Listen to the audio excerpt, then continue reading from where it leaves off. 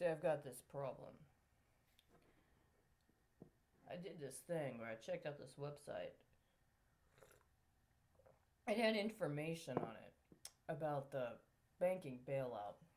It had these rows, columns, and it listed all of the money they got in loans, and it listed all of the money they got in subsidies. And if you put it in a spreadsheet, you see a lot of black numbers and you see a lot of red numbers. The thing is, those red numbers don't belong to the banks. Those red numbers belong to the people. Those red numbers belong to the people of the United States. Now, some might say, well, you took out a credit card or you took out a loan with that bank and may or may not have paid it off. Nobody told any of us that when we went to apply for that loan or that credit card, that those banks were setting up the material condition to get all kinds of other money and options on our lives in the form of those red numbers. They're doing the same thing right now. And this is the problem I have. Too big to fail? You failed the entire rest of the people of this country. So we could learn a lesson about the insurance sector? Because if that's the case, I've been paying attention. I've been doing my study, my research. I'm actually very diligent at it. And I've been looking at what my understanding was at the time, which was that the breaking down of barriers between the banking and financial services and insurance sector was very alarming for a variety of reasons. You know, after the whole situation with the WTO and the IMF, World Bank, remember that? Around what, 1998, 1999? At a bunch of people that gathered in Seattle. Big protest. Then they had a big one in Quebec. And then they had a big one in Washington, D.C. Somebody has pictures of me at 20th in Pennsylvania. I know they do. But then September 11th happened, right? We don't talk about those organizations the same way we did before, any of us. How did the World Bank get that $6 billion? That was actually half of what I understood was another amount. I was working on another current at the same time while I was on the street trying to scramble up $1 a day to go get something at McDonald's because all the churches they made me go to resulted in me leaving in fury and tears. Why is a homeless woman that's drinking a soda at the McDonald's on currents discussing negotiations around a $6 billion loan connected to the damn IMF? Is it because I was too big to fail? Well, you failed me. Where are we now? We're getting more red numbers. Last I heard yesterday, they were talking about 3.4 trillion in addition to 3.1 trillion they already got earlier this year. You know, we still don't have a budget for this year. Federal government does not have a budget for this year. Where are all those red numbers going to show up on the next spreadsheet? Are they going to be the same big 9 that were too big to fail before? Are they going to be the same companies and same people that fleeced us? Here's a question. Did we do enough in the last 12 years to cover whatever somebody else set up in their leverage ratio between the black numbers and the red numbers? Did we actually, as a people, accrue credit that allows for us to again be exploited for at least $3.1 billion, and they want to put $1 trillion? They want to put another $3.4 trillion. Did you rob and bankrupt the people of the United States in conjunction with other people, including people that were imported from other countries, or people that had already been imported from other countries, including countries that don't exist anymore? Did we actually accrue more than $6 trillion worth of credit in the 10 years the Affordable Care Act has been in implementation?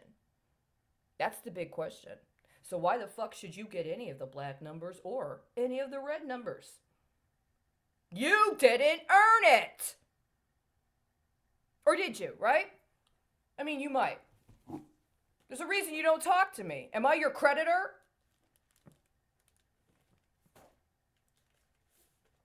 Page 246.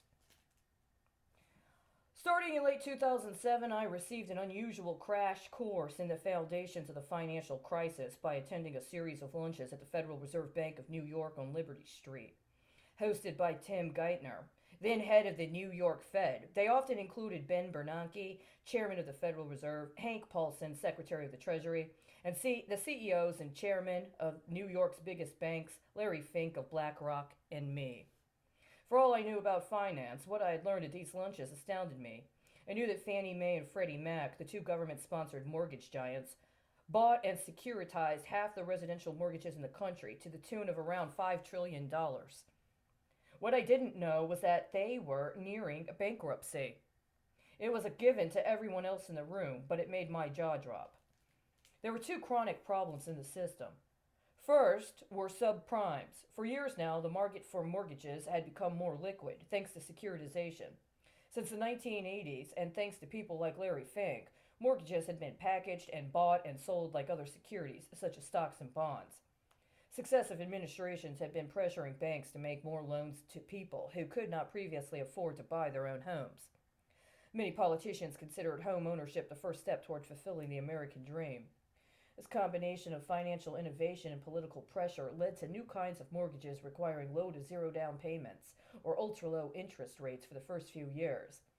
Poor regulatory oversight led to unscrupulous lenders that took advantage of borrowers by offering loans without insisting on the proper documentation, such as proof of income or assets. The increase in the number of buyers pushed up the price of homes, causing the market to overheat. In the mid-1990s, subprime mortgages had made up 2% of the entire U.S. mortgage book. By 2007, they were 16%. You didn't have to be a genius to see that if the economy tipped into recession or home prices fell for any other reason, a housing market fueled by subprime lending would collapse. The second chronic problem had been created by regulators. Technically, the problem was standard FAS 157, which had been intended to ensure so-called fair value accounting. The problem was that it was neither fair nor did it lead to the proper accounting of value. One of the most important lessons from the collapse of Enron in 2001 and then the telecom giants of WorldCom in 2002 was that companies could obfuscate what they owned and what they owed. They could use accounting tricks to pump up the value of assets and hide liabilities. The solution, said a group of influential academics, was more transparency. If everyone knew everything all the time, we wouldn't have scandals like Enron. Marking assets and their liabilities to the market prices every day was considered the cure-all to corporate chicanery. What made sense in theory, though, made no sense in reality. Imagine, ...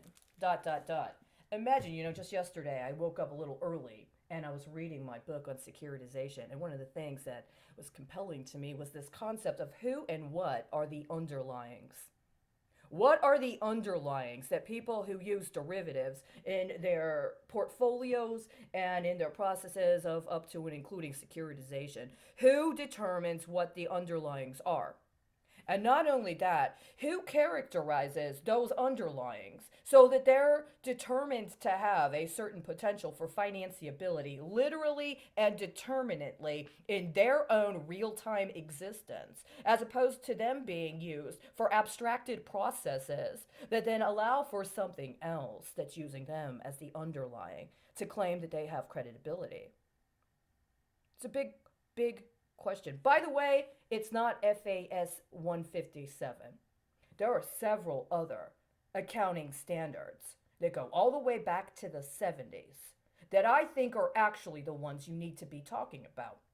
But if you discuss what those underlyings are, then you're going to have to recalibrate your concept of what you're worth based upon what you are artificially depreciating in order to create your leverage ratio. Right? I mean, am I wrong? Am I wrong? By the way, I haven't had my name on a lease since you guys tanked in 2008, even though I made a salary and even though I paid my rent. Why? Why am I not even allowed to have my name on a lease? Why do you not want Charity Colleen Krause on a lease? Why do you not want Charity Colleen Krause on a mortgage? Why is Charity Colleen Krause not allowed to get court time on a docket statement? Why? What is going on with the value of my name that I'm running currents like this every friggin' day, including currents that are underlying processes connected to other nations' economies, and I can't get a call back? Somebody has way, way, way too much red they're claiming is theirs that probably shouldn't have been red.